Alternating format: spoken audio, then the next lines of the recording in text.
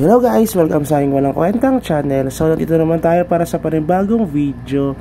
Ngayon guys, ay update ko lang kayo dito sa server namin.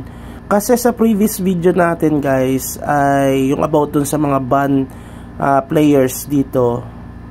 Maraming mga nag-comment na, ayun nga, may mga reasons kung bakit sila na-ban. Mga possible reasons yun guys Then, ito, isa sa mga magandang balita para sa kanila. Sa amin na rin, magandang balita na rin dahil syempre, hindi naman kami nabawasan sa server namin. Na-revive yung character nila, yung account nila. Parang out of 6 ata silang naban that day, ngayon ay nabalik sila na parang 3 lang ang bumalik. No, hindi ako sure kung nakabalik yung iba kasi hindi ko pa nakikita, pero nakabalik na silang 3. So, yun nga lang, syempre, parang wala pa rin pagkakatuto yung isa. Ang lakas pa rin mamikay, diba? Ay, medyo may pagkamayabang yan. Yung cool pal na yan, binili lang kasi yung account na yan.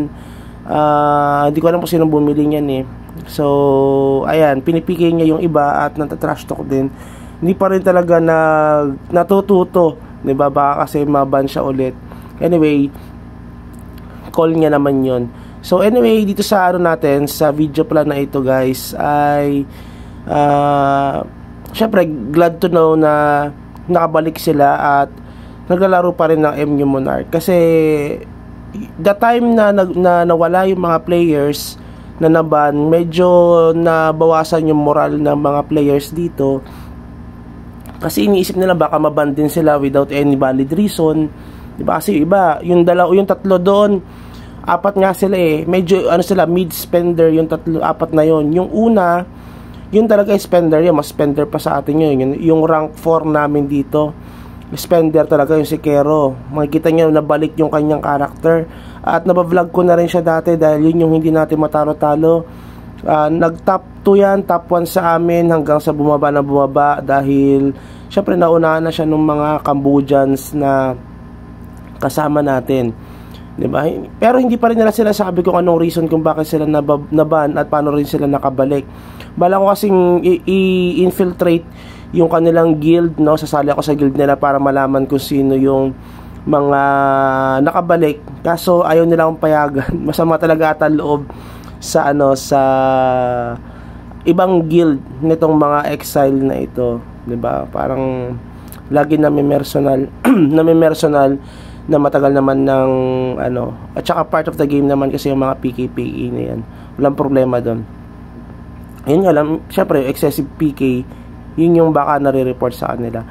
So yung cool pal na bumalik na yan, then si Kero, yan yung mga nakikita natin, isa sa mga bumalik. Ewan ko lang kay What the Fuck at saka kay Roxy kung nakabalik na sila, tsaka kay Modest. So yan yung mga conversation namin at makikita nyo nandyan pa rin na active yung mga nakabalik sa mga naban ng mga ilang araw, then nakabalik ngayon sa paglalaro ng MU Monarch.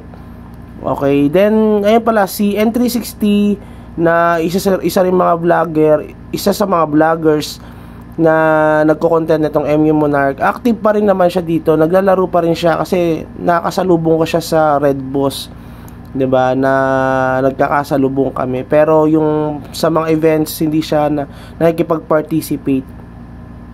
At kahit sa mga daily quest lang naman ata yung ginagawa niya, guys, no. So yun lang siguro, ina-update ko lang kayo na kahit na naban kayo, may chances na ma-revive yung character nyo. Hindi ko lang sure, hindi ko lang ma-share sa inyo kung paano siya maibalik kasi hindi naman din pinakita dito at ayaw nilang i-share kung paano nila naibalik yung mga accounts nila. But then, it is an awareness for us na be vigilant doon sa mga possible na magre-report sa atin, lalo kung hindi kayo spender, diba? Dahil nga, hindi naman kayo nag-spender sa possibility na maban kayo pagka ni-report kayo kasi wala kayong pinangahawakan. Diba? Ewan ko kay Monarch kung bakit ganun siya, pero, well, that is part of the game, na may nawawala talaga at may dumadating na bago. Then, kahit sa buhay naman, ganun naman talaga, di ba? May nawawala, may darating.